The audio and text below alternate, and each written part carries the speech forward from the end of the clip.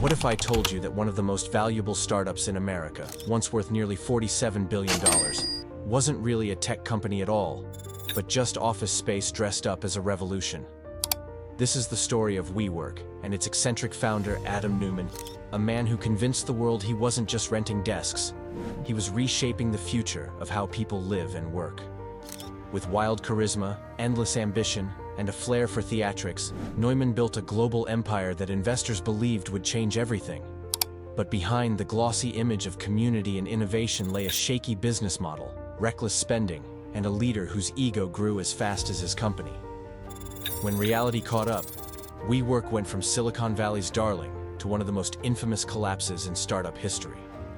Adam Neumann's story begins far from the glass towers of Manhattan. Born in Israel in 1979, he grew up on a kibbutz, a communal farm where everything was shared.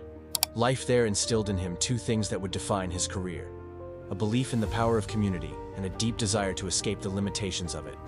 He dreamed of something bigger. In his early 20s, Neumann moved to New York.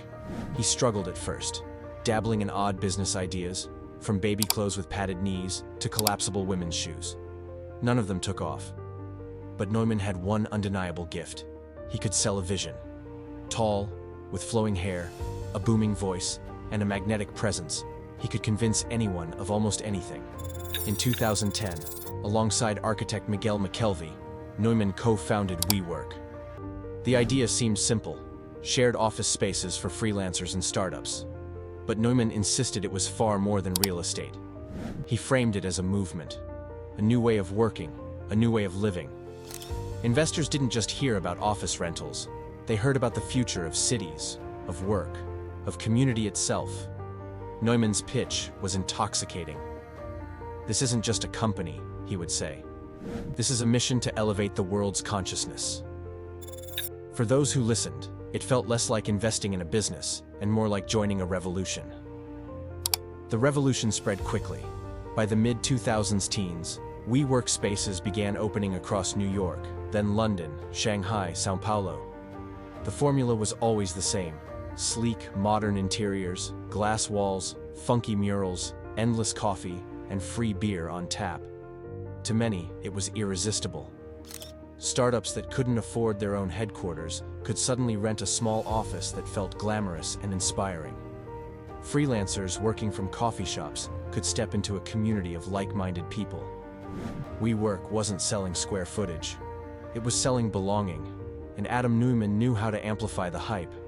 He told investors that WeWork wasn't just a real estate company, it was a technology company. He claimed it could scale like Facebook or Google, growing exponentially rather than like a traditional landlord. The language was grandiose. WeWork would reshape cities, redefine how humans connected, and build the workplace of the future. Investors bought in. The Japanese conglomerate SoftBank, led by billionaire Masayoshi Son, poured billions into WeWork, sometimes after meetings that lasted mere minutes. Son described Neumann as a crazy genius, exactly the kind of bold dreamer he wanted to back. By 2019, WeWork's valuation had skyrocketed to nearly $47 billion. The company had expanded to more than 100 cities worldwide, employing thousands, hosting hundreds of thousands of members, and cementing its place as one of the hottest startups on Earth. Neumann was celebrated in the media as a new kind of visionary. Some even called him the Steve Jobs of work culture. He was young, eccentric, and audacious, speaking about spirituality, capitalism, and community in the same breath. On the surface, WeWork seemed unstoppable. But beneath the glossy image, the cracks were already forming. Behind the slogans and sleek offices, WeWork was increasingly defined not by its business model, but by Adam Neumann himself.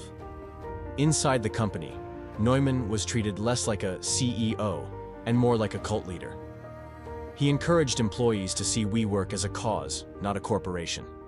Staff were told they weren't just working for a paycheck. They were changing the world. And many bought into it. Long hours, late-night parties, and relentless pressure became part of the culture. Neumann's personal behavior only amplified the myth. He was known to walk barefoot through the office, making grand, impromptu speeches. Meetings often devolved into drinking sessions, with bottles of tequila passed around. At summer retreats, thousands of employees attended concerts and festivals paid for by the company, with Neumann as the central figure on stage. The lifestyle extended well beyond the office. Neumann bought luxury homes across the United States, traveled by private jet, and threw lavish parties. He once claimed he wanted to be the world's first trillionaire.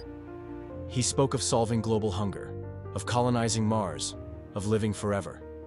The more outrageous the statement, the more people seemed to believe him. Investors weren't just funding a company, they were funding Adam Neumann. He had become inseparable from WeWork's identity, a living embodiment of the brand. But this cult of personality came at a cost. Money was flowing out of the company almost as fast as it was coming in.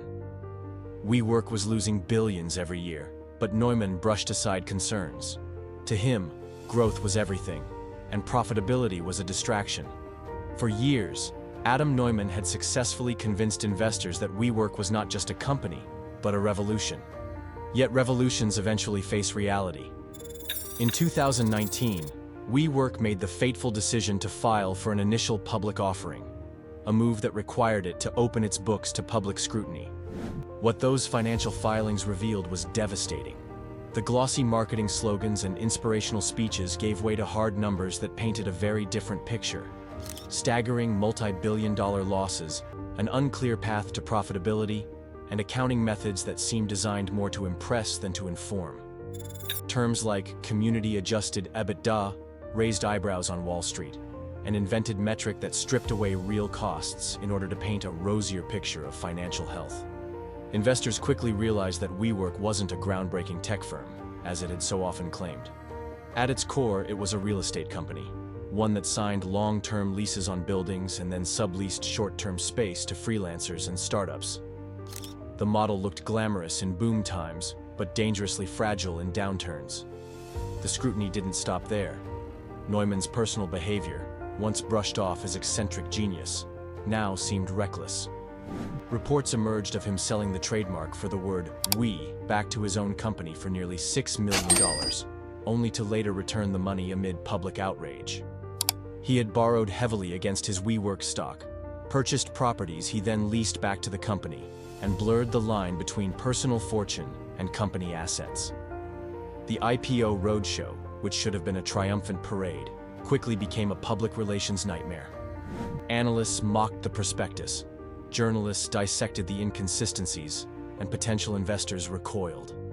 Within weeks, the IPO collapsed in spectacular fashion. WeWork's valuation, once pegged at $47 billion, disintegrated almost overnight. The empire Adam Neumann had built on charisma and vision began to crumble in full view of the world. With the IPO dead, attention turned to Neumann himself. The cult-like aura that had protected him for so long now worked against him. Media outlets uncovered stories of erratic leadership, mandatory company events that felt more like parties than professional gatherings, tequila shots handed out at all-hands meetings, and impulsive billion-dollar ideas announced without strategy. Employees described a culture where questioning Neumann was unthinkable. Nepotism thrived. Family members were given powerful positions, while loyalists were rewarded regardless of competence. Some staff began to see the company not as a community, but as a playground for its founder's ego. The final straw came from SoftBank, WeWork's biggest investor. Masayoshi Son, the Japanese billionaire who had once championed Neumann as a world-changing visionary, now saw him as a liability. Facing mounting losses and a collapsing reputation, SoftBank pushed Neumann to step aside. In September 2019, Adam Neumann resigned as CEO. The man who had sold a vision of elevating humanity was forced out in disgrace. Yet his exit was as controversial as his reign. Neumann negotiated a golden parachute worth hundreds of millions of dollars, even as thousands of employees were laid off and lost their livelihoods. To many, this symbolized everything wrong with the excesses of Silicon Valley. A founder rewarded for failure, while ordinary workers paid the price. The company Adam Neumann left behind was a shell of its former self. Debt-ridden, overexpanded, and with a tarnished reputation, WeWork's survival was anything but certain. New leadership stepped in, slashing costs, closing unprofitable locations, and trying to rebrand the company as a serious business rather than a lifestyle cult. In 2021, 2 years after the failed IPO, WeWork finally went public, this time through a SPAC merger. But the valuation was a shadow of its past glory. Just $9 billion compared to the once mythical $47 billion peak. Investors who had once dreamed of astronomical returns now faced harsh reality. For many, WeWork's downfall was more than a single company's collapse. It was a reckoning for the startup ecosystem itself. The saga revealed how easily investors could be seduced by a charismatic founder, how billions could be poured into a vision with little regard for business fundamentals, and how the culture of growth at all costs could blind even the savviest backers. WeWork still operates today, with locations around the globe and a loyal base of users, but it no longer pretends to be a movement or a consciousness-elevating revolution. The story of WeWork and Adam Neumann is more than just a failed IPO. It's about how belief, charisma, and ambition can seduce investors into ignoring reality.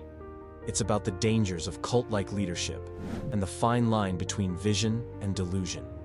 If you found this story of WeWork's spectacular rise and fall insightful, don't forget to like, share, and subscribe for more deep dives into the scandals and collapses that shaped our world. Because sometimes, the greatest revolutions turn out to be illusions.